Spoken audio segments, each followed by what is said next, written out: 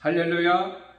오늘 거룩한 날, 복된 날, 은혜로운 날, 하나님 앞에 나와서 예배하는 모든 성도 여러분이나 유튜브를 통해서 이 말씀을 듣는 모든 성도들에게도 오늘 우리에게 주시는 하나님의 은혜가 그대로 임할 줄을 믿습니다. 7살 먹은 어린아이와 5살 먹은 어린아이가 어머니 생일에 이제 선물을 사려고 가게에 갔습니다. 7살 먹은 어린아이는 어머니의 립스틱, 누즈를 샀습니다. 5살 먹은 어린아이는 장난감을 샀습니다. 무엇이 다릅니까? 자기가 좋아하니까 엄마도 좋아할 줄 알고 사는 이 5살 먹은 어린아이는 약한 것이 아니라 미숙한 것입니다. 약한 것과 미숙한 것은 같은 것이 아닙니다. 다만 이 5살 먹은 어린아이가 7살, 10살, 20살 먹어도 같은 것을 산다면 이건 미숙한 것이죠. 사람은 생명이 있는 것은 모든 것은 자라나야 되고 자라가야 됩니다. 이것을 성장한다 혹은 성숙한다라고 표현하기도 합니다. 자라지 못하는 것은 육적이거든 영적이거든 기형적인 모습입니다. 언제나 우리는 우유와 젖을 먹고 살 수는 없습니다. 어머니 젖을 먹던 애가 이유식을 먹게 되고 그리고 밥을 먹게 되고 고기를 먹게 되는 그러한 자로 성장되어 된다라는 말씀입니다. 영적인 문제도 마찬가지입니다. 그래서 하나님께서는 너희는 믿음 안에 있는가? 너희 자신을 시험하고 너희 자신을 확증하라는 말씀이 있습니다. 이 세상은 두 종류의 사람이 있습니다. 하나는 믿음이 있는 사람이고 하나는 믿음이 없는 사람입니다. 이 세상에는 예수님이 이 땅에 오셔서 우리를 위하여 십자가에 들어가신 살아계신 하나님의 아들이라고 믿는 사람이 있는가 하면 그렇지 못한 사람이 있다라는 것입니다. 믿음이 있는 사람은 참으로 복받은 사람입니다. 믿어지는 것 자체가 복이라는 말입니다. 하나님은 영이시기 때문에 우리 눈에는 보이지를 않습니다. 우리가 천국에 미리 가보지는 못했지만 그럼에도 불구하고 하나님 말씀을 통해서 이 세상에 되어지는 모든 일을 통해서 하나님이 믿어지는 것이 얼마나 큰 복인지 모릅니다. 그러나 믿음이 없는 사람은 불행하게도 이것이 믿어지질 않는 거예요. 오랫동안 교회에 나오고 신앙생활하고 말씀을 본다고 할지라도 믿어지지 아니하니 얼마나 답답하겠느냐는 겁니다. 이것은 참으로 불행한 사람입니다. 또 하나는 너희 믿음이 진실한지 거짓된지는 나 양심도 알지만 더 나아가서 하나님만이 아십니다. 하나님께서는 여러분 한 사람 한 사람의 모든 것을 다 알고 계십니다. 사람의 눈은 속일 수가 있습니다.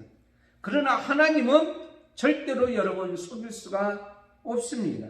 왜냐하면 하나님 우리 마음속의 모든 것을 다 어떻게 하냐면 다 들여다볼 수가 있기 때문입니다.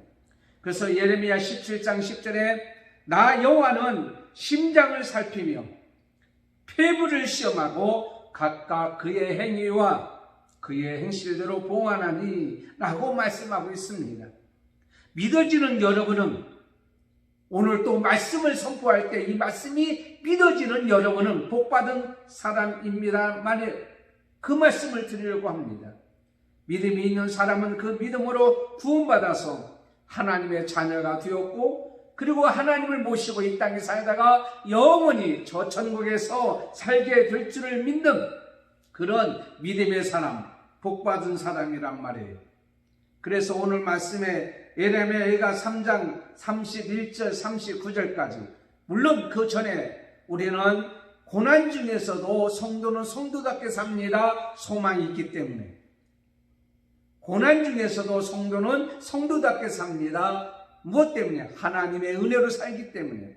오늘은 고난 중에서도 성도는 성도답게 삽니다. 뭐가 있기 때문에? 믿음이 있기 때문에.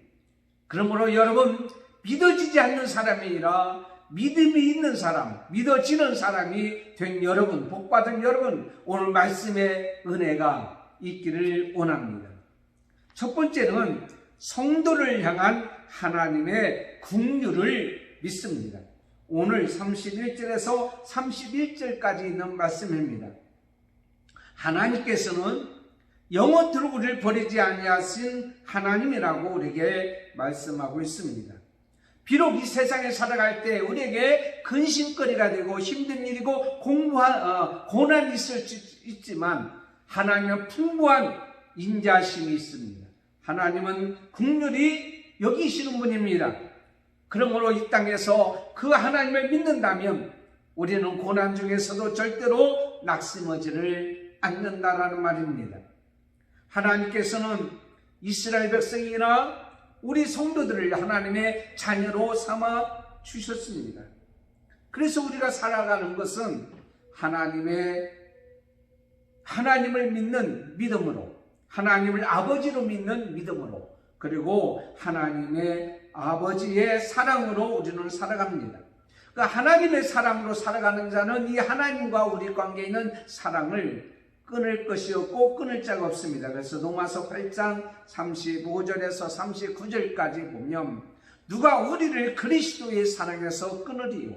환난이나 곤고나 핍박이나 기근이나 적신이나 위험이냐? 칼이랴. 여러분, 이 모든 것, 다른 어떤 피조물이라도 우리를 우리 주 예수 그리스도 예수 안에 있는 우리 하나님의 사랑에서 끊을 수 없느니라라고 말씀하고 있습니다. 그러나 성도들이 그 사랑을 따라 살지 않냐고, 하나님 말씀대로 살지 않냐고 우상을 섬기면서 세상과 타협했습니다. 그로 말미암아서 지금 이스라엘 백성은 바빌론의 포로가 되었고 예레미야 선지자는 눈물로 하나님 앞에 지금 기도하면서 백성들에게 호소하고 있는 모습을 보게 됩니다. 그런데 우리 이스라엘 백성들이 고난당하고 있는 그것이, 우리가 지금 고난당하는 이것이 하나님께서 우리를 향한 마음이 다 아니라라는 말이에요.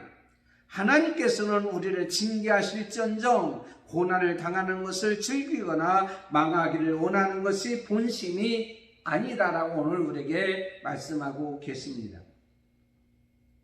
이사야 41장 17절에 하나님께서 우리에게 말씀하시기를 가련하고 빈핍한 자가 물을 구하되 물이 없어서 갈증으로 그들의 혀가 마를 때에 나 여호와가 그들에게 용납하겠고 응답하겠고 나 이스라엘 하나님이 그들을 버리지 아니할 것이라, 이렇게 말씀하고 있습니다.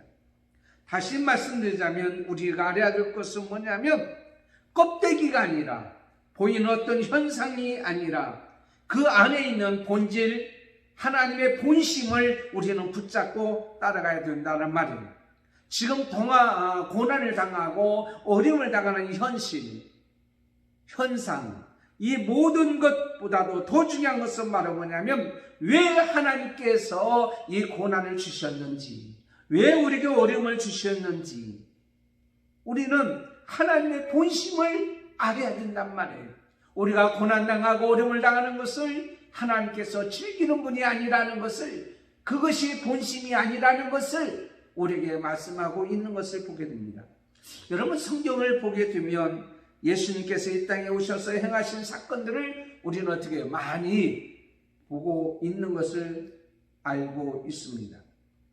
예수님이 이 땅에 오셔서 병든 자를 고치시고 배고픔의 문제를 해결하고 이적과 기적을 행하시는 예수님, 그 예수님으로만 우리가 비춰지고 그런 예수님으로만 우리가 살고 있습니까? 고침을 당하고 내가 잘 먹고 잘 사는 것, 신앙생활 하는 것, 이것이 물론 아니라고 할 수가 없습니다. 우리가 이 땅에서 잘 사는 것, 하나님을 믿고 의지하는 자에게 당연한 것입니다.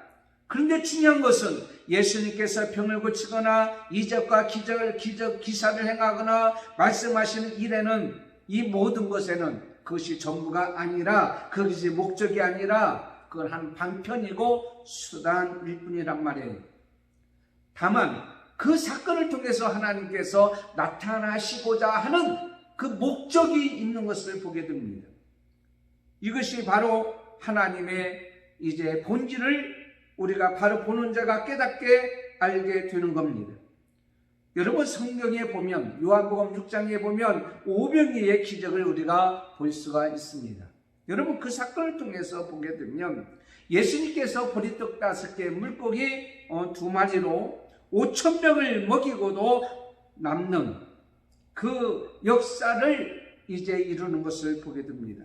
근데 많은 사람들은 그 오병이의 기적을 바라보면서 예수님 따라가면 우리는 배고프지 않겠구나, 이제 일을 하지 않아도 되겠구나 라고 생각했을 것입니다. 그런데 예수님께서는 이런 말씀합니다. 요한복음 6장 51절에 나는 하늘로서 내려온 산떡이니 사람이 이 떡을 먹음으로 영생하리라.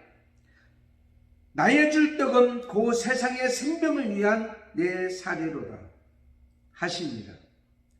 여러분, 이것이 무슨 말씀입니까? 예수님께서 하늘에서 내려온 산떡이다 라고 말씀하셨어요. 이것을 먹는 자마다 영생을 얻게 한다라는 것입니다.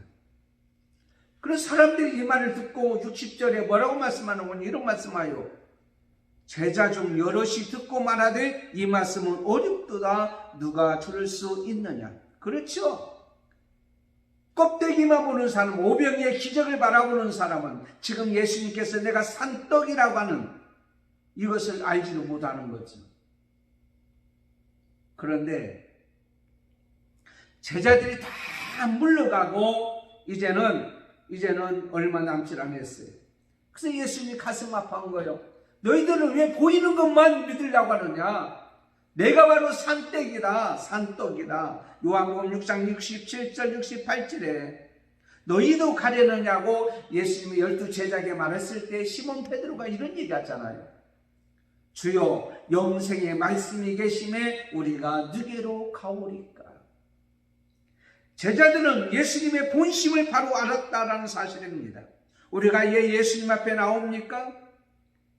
지금 당하는 고난을 인해서, 지금 당하는 어려움으로 인해서, 힘든 일을 인해서 많은 사람이 그것만 생각하고 있는 것을 보게 됩니다. 내가 힘든 것을 생각합니다. 힘들고 어려운 일을 어떻게 해야 하나 걱정과 염려를 하는 것입니다. 그러나 하나님의 본심은 우리가 이 땅에서 근심하며 걱정하며 고통당하는 것이 본심이 아니라는 거예요.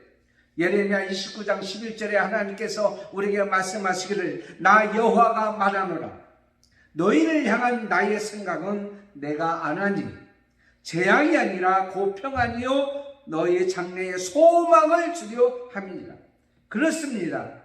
하나님이 우리에게 고난을 주신 것은, 아니 우리가 고난 중에 있는 우리들을 바라보면서 하시는 말씀은 내가 너희들에게 고난을 주고 너희들이 고난 중에 있게 하는 것이 내 마음이 아니고 너희를 고탕 먹이고 너희를 힘들게 하고 너희를 어렵게 하려고 하는 것이 아니다 라는 것을 우리에게 말씀하고 계십니다. 자, 여기에서 더 설명을 우리에게 하나님께서 우리에게 원하고 계시는데, 그게 바로 뭐냐면 하나님께서 가나안 땅을 주셨을 때에 이스라엘 백성들이 광야길을 가게 됩니다. 여러분, 광야길에 갔을 때 얼마나 힘들고 어려운 일이 많이 있는지 모릅니다. 그때 백성들은 불평과 원망합니다. 차라리 애굽에 있는 고기, 가마, 솥 옆에 있었으면 먹을 것이라도 먹고 살았을 텐데 먹을 것도 없고 힘들고 고생을 당하고 고통을 당하는 거 이거 참 힘들다. 그리고 불평하고 원망하잖아요. 그때 모세와 여호수아도 사실 그럴 수도 있어요. 그런데 모세와 여호수아는 하나님의 본심을 어떻게 되냐 알게 되었다는 사실입니다. 그럼 하나님의 본심이 뭐냐? 라는 것이죠. 그것을 알기 위해서 민수기 20장 6절에 모세와 아론이 총회 앞을 떠나 회막문에 이르러 엎드려 여호와의 영광이 그에게서 나타나며 하나님 앞에 엎드려 잠잠히 기다리고 있었어요.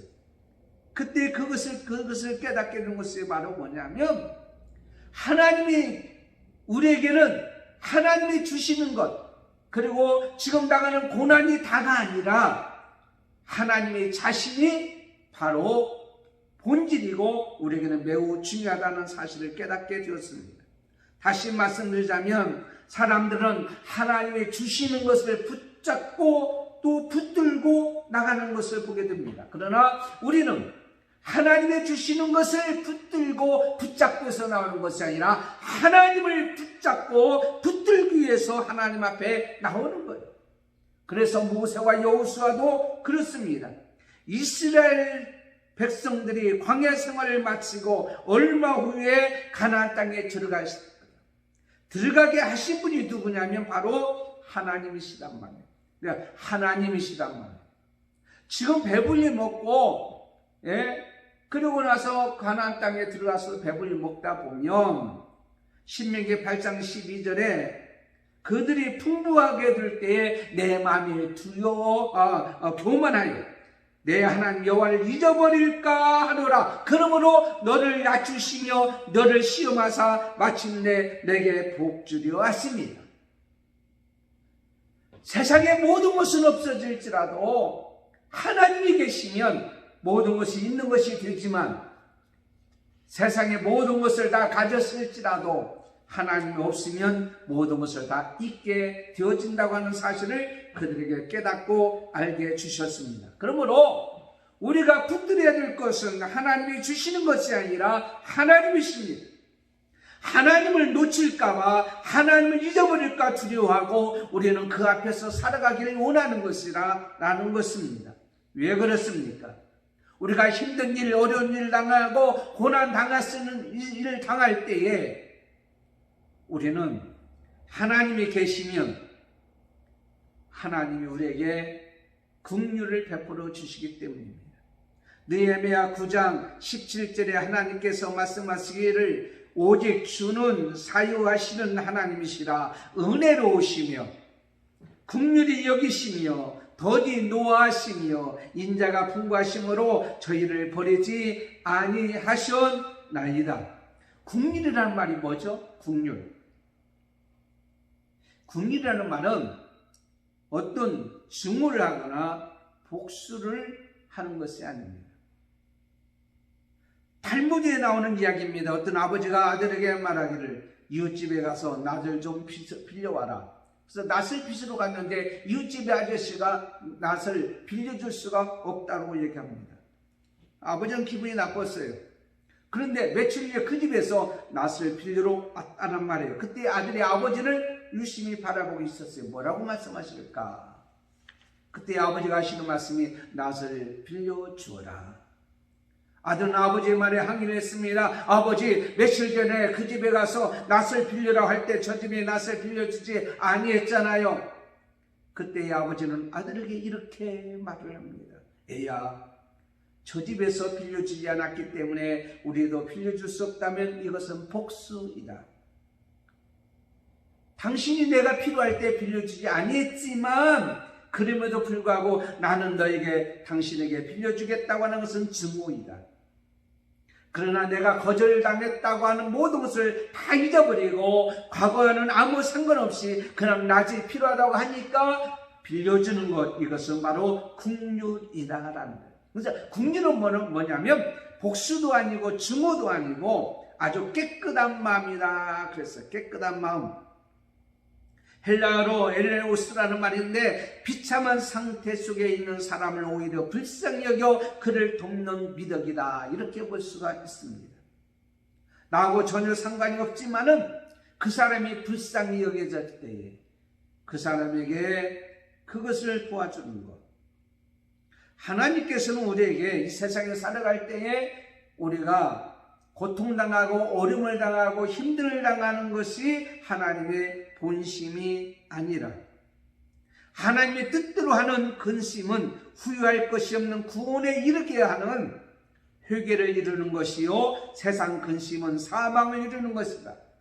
하나님이 우리에게 주시는 근심과 걱정, 염려는 우리를 회개하고 겸손하고 낮아져서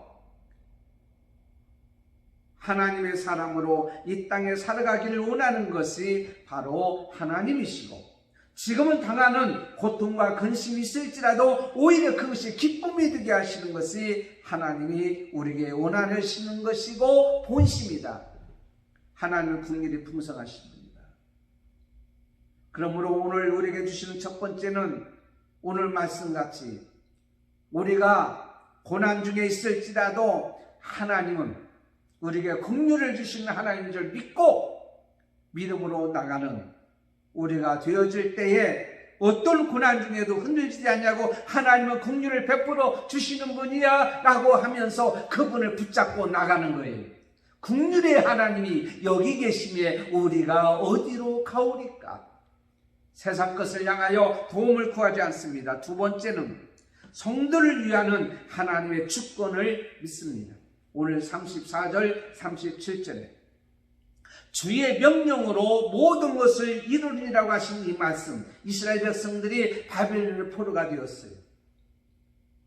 남아져 있는 자, 그러나 예루살렘에 남아있는 자도 고난을 당하고 있었습니다. 그때 많은 사람들은 그렇게 생각할 수가 있어요. 우리에게는 희망이 없다. 바벨론이라는 나라는 하나님의 특별히 사랑하기 때문에 힘을 주어서 우리를 괴롭게 하고 이렇게 하고 있으니 우리는 희망이 없고 우리는 죽을 수밖에 없지만, 이 바벨론이라는 나라는 이제는 대단한 믿음이 있고 힘 있는 나라가 되어서 하나님의 사랑을 받고 있다라고 생각할 수도 있습니다. 또 하나는 바벨론이라는 나라가 힘이 있고 권세가 있기 때문에 하나님도 함부로 건들 수 없다라고 착각할 수도 있습니다. 그러나 절대로 그렇지 않습니다. 저들이 잘나서 이스라엘 백성들을 잡아가는 것이 아닙니다. 저들을 하나님이 사랑하셔서 이스라엘 백성을 잡아가서 고생시키는 것이 아닙니다. 바벨론은 잠시 하나님께서 들어서 하시는 도구일 뿐입니다. 이사야서 21장 9절에 하나님께서 우리에게 이렇게 말씀하고 계십니다. 마병대가 쌍쌍이 오나이다. 그가 대답하여 가라사대 함락되었도다 함락되었도다. 바벨론이여, 그 신들의 조각한 성상이 다 부서져 땅에 떨어졌다 하시다.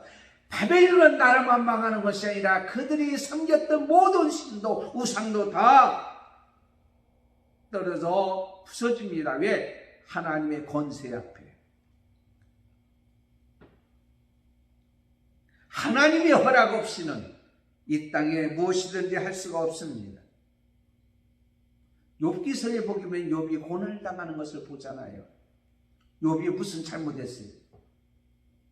근데 사단이 와서 얘기합니다. 욥기서 1장 1절부터 보면 욥이 어찌 까닭없이 하나님의 종이하니까 그 소유물을 다 뺏어보세요. 그 몸을 병들게 한번 해보세요. 욥도 하나님을 저주하고 하나님을 경외하지 아니할 것입니다. 그때에 하나님께서 사단에게 이렇게 얘기합니다. 그 소유물을 다 내 손에 붙이노라. 오직 그의 몸에는 내 손을 대지 말지니라. 사단이 곧 여호와 앞에서 물러가니라. 사단이 능력이 있고 사단이 주권이 있어서 욥을 마음대로 하는 것이 아니라 하나님의 주권에 의해서, 하나님의 힘에 의해서 움직였던 것을 보게 됩니다. 하나님의 주권으로 이 세상의 모든 것은 다 이루어집니다. 우리가 가치없게 여기는 참새 한 마리도 하나님의 허락이 있어야 팔리는 것이고 땅에 떨어지는 것이라고 마태복음 10장 28절에 우리에게 말씀하고 있습니다. 여러분, 우리가 알아야 할 것은, 그렇다면 하나님의 주권으로, 하나님의 권세로 모든 것이 이루어지는 거예요. 코로나19 바이러스도 마찬가지입니다. 이것을 극복하고 이기기 위해서 우리는 하나님 주권을 믿어야 돼요. 하나님이 하시는 일을 믿어야 돼요. 하나님의 권세를 믿어야 돼요.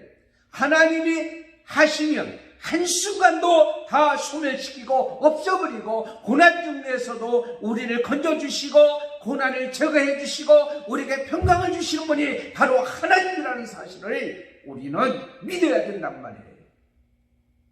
여러분, 십자가에 돌아가셔서 죽으신 분이 누구죠? 예수님이십니다. 그 예수님 때문에 우리가 죄 용서받고 구원받은 겁니다.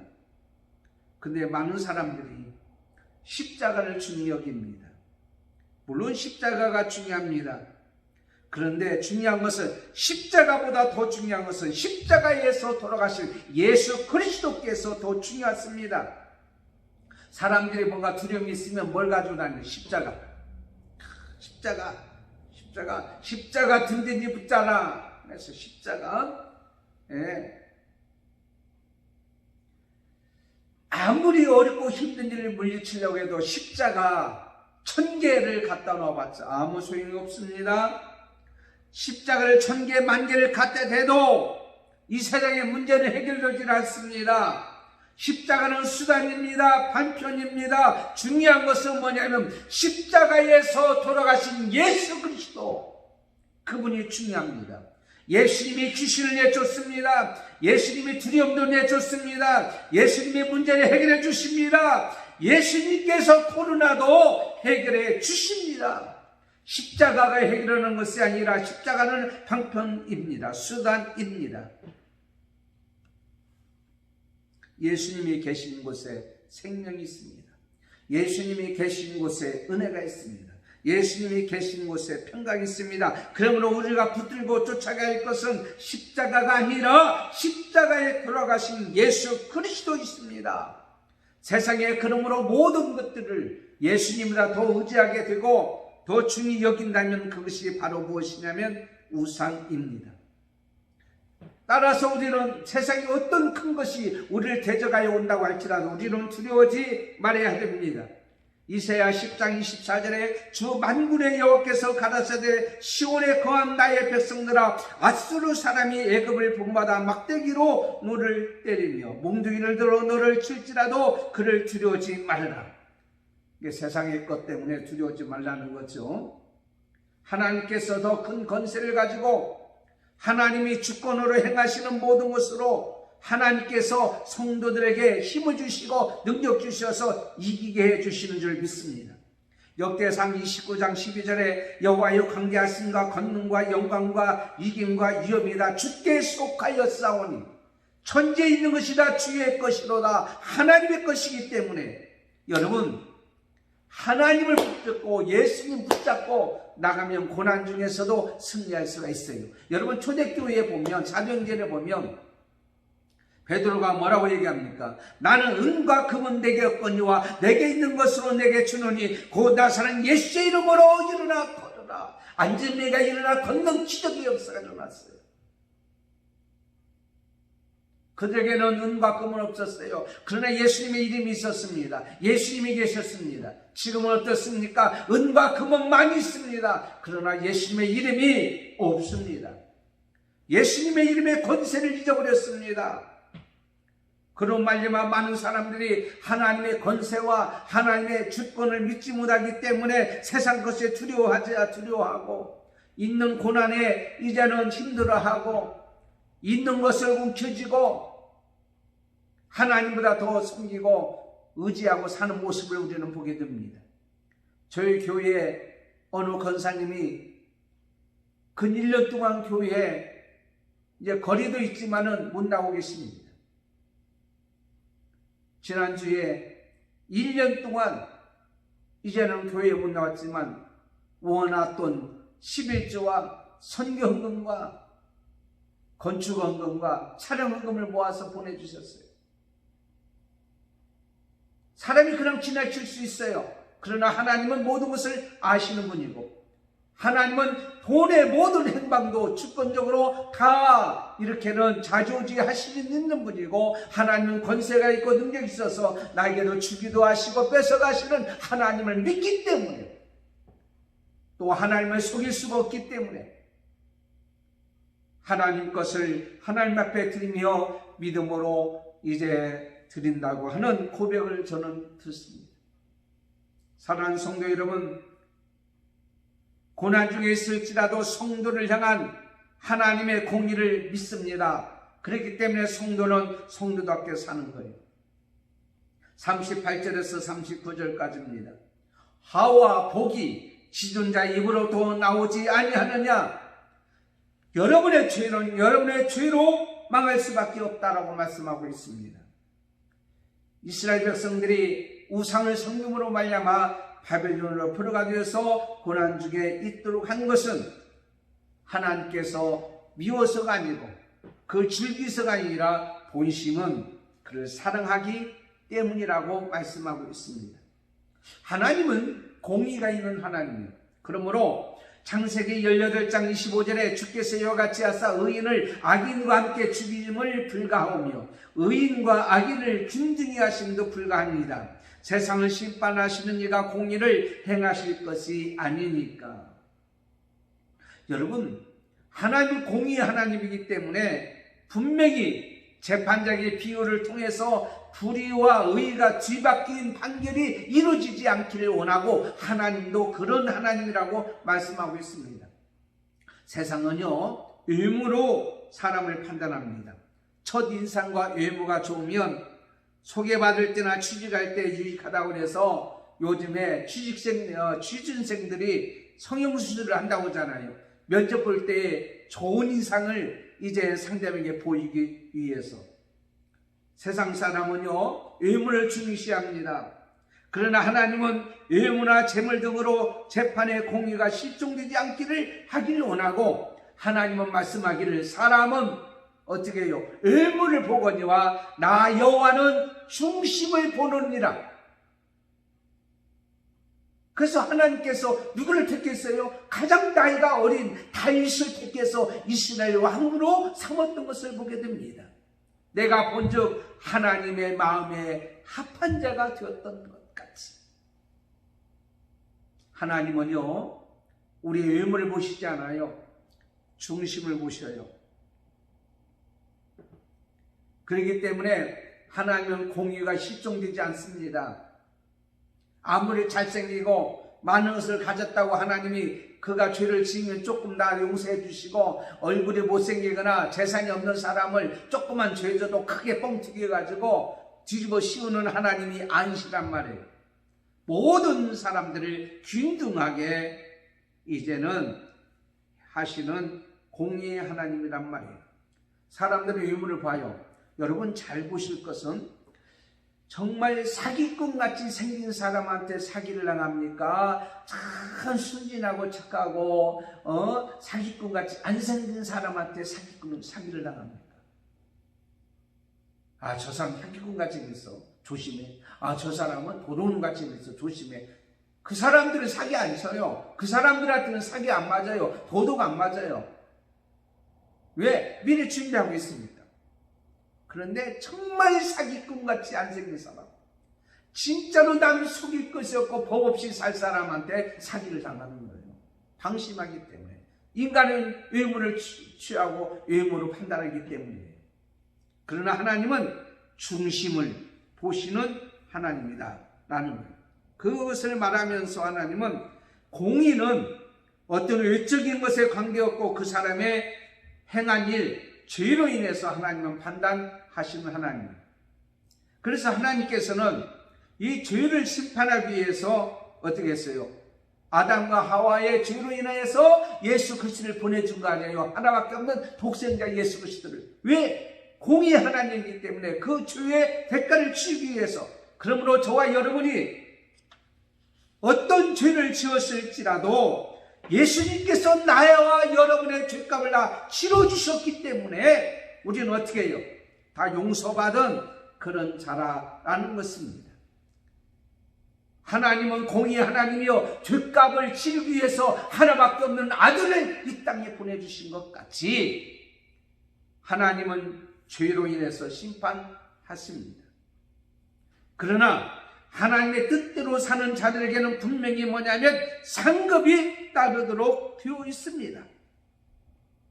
데살로니가 후서 1장 3절에 우리가 너희를 위하여 항상 하나님께 감사할지니 이것이 당연함은 너희 믿음이 더욱 자라고 너희가 다 각기 서로 사랑함이 풍성하기 때문이다. 그리고 너희의 참는 모든 핍박과 환난 중에서 너희 인내와 믿음으로 인하여 하나님의 여러 교회에서 우리가 친히 자랑합니다. 이는 하나님의 공의로운 심판의 표요 너희로 하여금 하나님의 나라에 합당한 자로 여기심을 얻게 하려 하십니다. 우리의 죄는 공의의 하나님께서 십자가 예수님을 통하여 다 용서해 주셨어요. 그렇다면 우리가 이 세상에 살아갈 때에 하나님의 뜻을 이루며 살아가는 우리들은 고난 중에 있을지라도 하나님이 이렇게 칭찬해 주시고 상을 베풀어 주시는 하나님, 공의의 하나님을 믿기 때문에 선을 행하다가도 절대로 낙심하지는 않습니다. 마가복음 14장 5절에 어떤 사람이 분내어 서로 말하되 무슨 의사로 이 향유를 허비하였는가? 이 향유를 300데나리온 이상에 팔아 가난한 자들에게 줄 수 있었겠도다 하며 그 여자를 책망하느니라. 예수님은 저가 내게 좋은 일을 하였느니라 이 여자의 행한 일도 말하여 저를 기념하리라. 자, 이 여자가 예수님 앞에 향유를 부었어요. 그럴 때 가룟 유다는 책망했어요. 야, 그 가난한 자들에게 좀 팔아서 나눠주지. 현실적입니다. 중요한 것은 뭐냐면 그 여자가 이 일을 행하다가 포기하지 않았어요. 왜 포기하지 않냐는 줄 아세요? 공의의 하나님을 믿기 때문에. 내가 행한 일이 결코 나쁜 일이 아니고 하나님께서 분명히 나를 사랑하신 그 은혜에 감사해서 드리는 것이기 때문에 하나님께서 받아줄 줄 믿고 그렇게 했던 것을 보게 됩니다. 그래서 예수님께서 뭐라고 말씀하셨어요? 저가 내게 좋은 일을 하였느니라 이 여자의 행한 일도 말하여 저를 기념하리라. 세상에서도 말입니다. 세상에서도 그런 일이 일어나잖아요. 그 돈줄이라는 말이죠. 돈줄. 칼럼에도 썼으면 말입니다. 박재규 씨라는 사람이 그 치킨집을 합니다. 배달의 민족 이제 그 같은 체인점인 걸로 알고 있는데 그 7호점이라고 합니다만은 어쨌든 간에 이제 치킨집을 하는데 이제 한 열 몇 살 먹은 소녀와 그 동생이 이제는 그 치킨집 앞으로 왔다 갔다 하는 거예요. 근데 열 몇 살 먹은 이 아이는 할머니를 모시고 있는데 식당에서 일하다가 요즘에 일거리가 없으니까 장사가 안 되니까 그만두게 됐어요. 근데 동생이 치킨을 먹고 싶다고 하니까 치킨집에 왔는데 주머니 보니까 돈이 5,000원밖에 없는 거예요. 그래서 치킨집 앞을 왔다 갔다 하니까 그 점주가 그걸 보고 안 웃으라고 해서 2만 원어치의 치킨을 주고 그 다음에 그 동생이 왔을 때 이발도 해주고 치킨을 먹여줬어요. 그것을 본 그 형이 정말 너무 귀하신 분이고 감사해서 이제 체인점의 대표에게, 김 대표에게 편지를 쓴 것이 세상에 공개가 되었어요. 이 어려운 시기에 장사가 안 되는데도 불구하고 씹는 그 아이를 먹이고 이발해주고 보살펴주는 그런 마음이 기득하다. 그래서 돈줄 내자. 이 돈줄은 뭐냐? 돈으로 혼내주자. 돈으로 혼내주는 게 뭐예요? 막 돈을 뺏거나 막 장사 못하게 하는 것이 아니라 주문이 밀려오기 시작하는 거예요. 선물, 위로금이 밀려오기 시작하는 거예요. 그러니까 이 박주희라고 하는 그 점주가 앞에다 이제 공고문을 써붙였어요. 주문이 폭주해서 고객들에게 100%의 만족을 드릴 수가 없어서 잠시 영업을 중단합니다. 얼마나 대단한 사람이에요. 요즘 같으면, 다른 사람 같으면 장사가 잘 되니까 막 사람들 데려다가 막 이제 할 거 아니에요. 그런데 100%의 만족한 품질을 하기 위해서 이제는 확장하든지 뭐 하겠다는 뜻으로 해석할 수가 있죠. 세상에도요, 선한 일을 하니까 이렇게 돈줄 당하는 일이 되더라고요. 인정하고. 하물며 하나님께서는요, 우리가 믿음으로 신앙으로 살 때는 하나님이 가만히 있지 않아요. 공의 하나님은 히브리서 11장 30절 40절까지 보면 저희가 믿음으로 나라들을 이기기도 하며 의를 행하기도 하며 약속을 받기도 하며 사자들의 입을 막기도 하였느니라. 돌로 치는 것과 톱으로 켜는 것과 시험과 칼에 죽는 것을 당할지라도 양과 염소의 가죽을 입고 유리하여 궁핍과 환난과 학대를 받았으니 이런 사람은 세상이 감당치 못하도다. 저희가 광야와 산중과 암울한 토굴에 유리하였느니라. 이 사람이 다 믿음으로 말미암아 증거를 받았으나 약속을 받지 못하였으니 이는 하나님이 우리를 위하여 더 좋은 것을 예비하셨은즉 우리가 아니면 저희로 온전함을 이루지 못하게 하려 하십니다. 좋은 것을 바라봤어요. 더 좋은 것을 향하여 나갔어요. 그렇습니다. 세상에서 선한 일을 하다가 낙심하지 아니하니까 돈줄 엄청난 보상이 있듯이 이보다 더 하나님께서는 우리에게 가만 놔두겠느냐 이거예요. 우리가 당하는 환난과 어려움과 고난 이 모든 것은 하나님께서 분명히 주시는 상이 있습니다. 지금보다 더 영원하고 더 복된 상이 우리 앞에 있다라고 하는 사실입니다. 이 세상을 살아갈 때 겉사람 후패합니다. 속은 날로 새롭게 되어집니다. 하나님께서는 그러므로 우리가 낙심하지 아니하노니 겉사람은 후패하나 우리의 속은 날로 새롭도다. 고린도후서 4장 16절에 우리에게 말씀하신 것 같이 우리는 세상에 있는 것은 다 없어지지만은 우리 영혼은 강건되고 영원한 세계는 우리에게 앞에 보장이 되어 있고 그리고 지금 당하는 고난과 어려움과 환난과 핍박을 고난을 겪어 나가면 고린도후서 4장 17절에 우리의 잠시 받는 환난에 경한 것이 지극히 크고 영원한 영광에 중한 것을 우리에게 이루게 함이니 하나님께서 우리에게 말씀하셨습니다. 보이는 것이 아니고 보이지 않는 것이니 보이는 것은 잠깐이요 보이지 않는 것은 영원합니다. 한번 여러 번 죽는 것은 정한 것입니다. 그 후에는 심판이 분명히 있습니다. 우리가 하나님 앞에 심판대에 섰을 때에 마지막 때가 가까이 온 이때에 하나님 앞에 심판 섰을 때에 주님이 재림하실 때에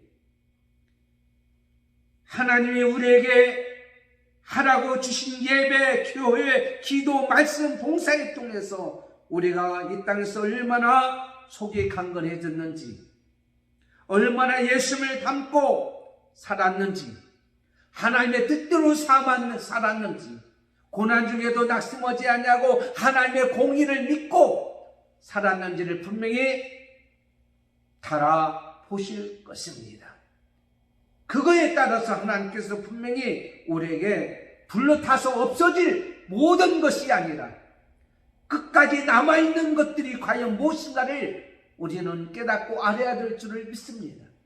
세상 것은 다 없어지만 하나님 앞에 섰을 때에 끝까지 남아서 하나님 우리를 바라보실 때에 하나님 마음을 기쁘시게 하고 하나님께 영광이 되어주는 아름다운 것은 끝까지 포기하지 아니하고 믿음으로 그런 하나님을 바라보고 살아가는 우리의 모습이 될 줄 믿습니다. 히브리서 12장 2절에 이러므로 우리가 구름같이 둘러싸는 허다한 증인들이 있으니 모든 무거운 것과 얽매기 쉬운 죄를 벗어버리고 인내로서 우리 앞에 당한 경주를 하며 믿음의 주여 또 온전하게 하신 예수를 바라보자. 사랑하는 성도 여러분, 예수님을 바라보고 오늘 또 나가는 저와 여러분이 되어야 될 줄을 믿습니다.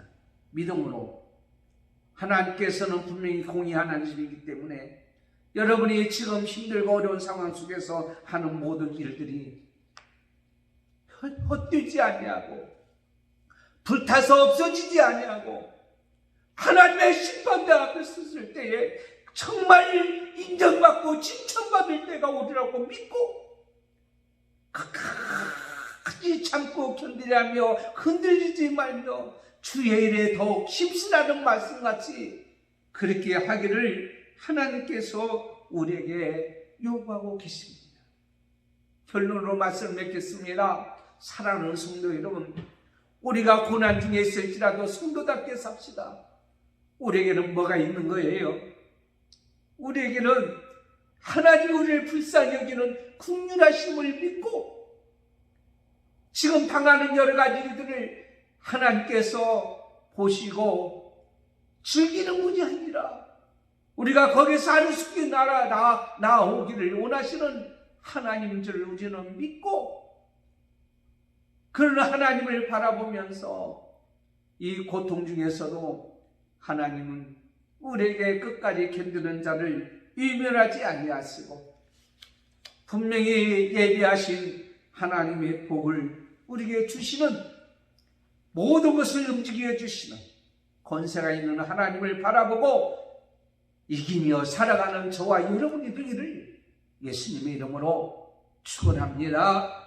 하나님 아버지 감사합니다. 오늘 말씀을 통해서 우리는 고난 중에 있을지라도 성도는 믿음으로 삽니다. 하나님을 기쁘시게 하는 것이 믿음입니다. 오늘 말씀하지 하나님 우리를 불쌍히 여기는 긍휼하심과 하나님은 이 세상의 모든 것을 다스리고 주권을 가지시고 능력으로 행하시는 하나님 것, 그리고 끝까지 견디고 참고 인내하고 나가다면 공의의 하나님께서 우리를 결코 버리지 않으시고 예비하신 영원한 복 하나님이 우리에게 주실 줄 믿고 소망 가운데 이 어려운 시기를 잘 극복하고 나가는 우리 모든 자가 되게 해 주시옵소서. 감사하며 예수님의 이름으로 기도드리옵나이다. 아멘. 광고 드리겠습니다. 오늘 3월 첫 주일 예배 계속 예배는 정상적으로 드립니다. 오후 예배는 식사를 안 하기 때문에 각 가정에서 보내드린 유튜브를 통해서 이제 영상으로 말씀을 듣기를 바라고, 그리고 주배신 매일 성경, 이제 교회 혹시 못 나오신 분은 새벽기도 수요일날 금요일날 못 나오신 분은 매일 성경을 통해서 말씀을 묵상하시기를 바라고, 헌금자 명단은 별도에 있습니다. 3월달 3월 28일날 주일 성례식이고요, 3월 28일 종료주일이고요, 3월 29일부터 한 주간 동안 고난주간 새벽 작정기도의 시간이 있습니다. 어떤 상황이 있을지라도 이 작정기도는 꼭 할 테니까 기도로 준비해 주시기를 바랍니다. 오늘 또 승리하시고, 지금 백신 시대인데 백신이 효염이 있고 치료제가 효염이 있어서 하루속히 코로나19 바이러스가 확진되지 아니하고 소멸되도록 계속 여러분 기도하시고, 또한 소망 가운데 승리하며 살아가는 우리 모든 성도가 되기를 예수님의 이름으로 축원합니다. 기도하겠습니다.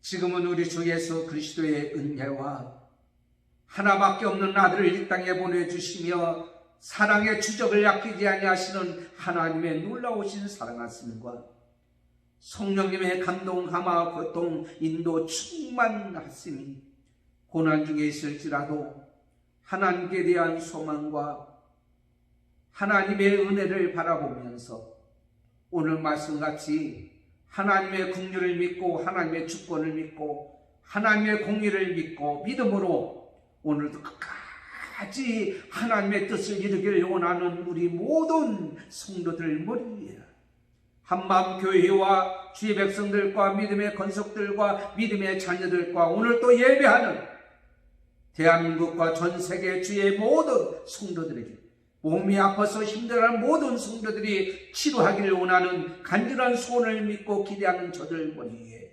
지금부터 영원토록 함께 있을지어다. 아멘.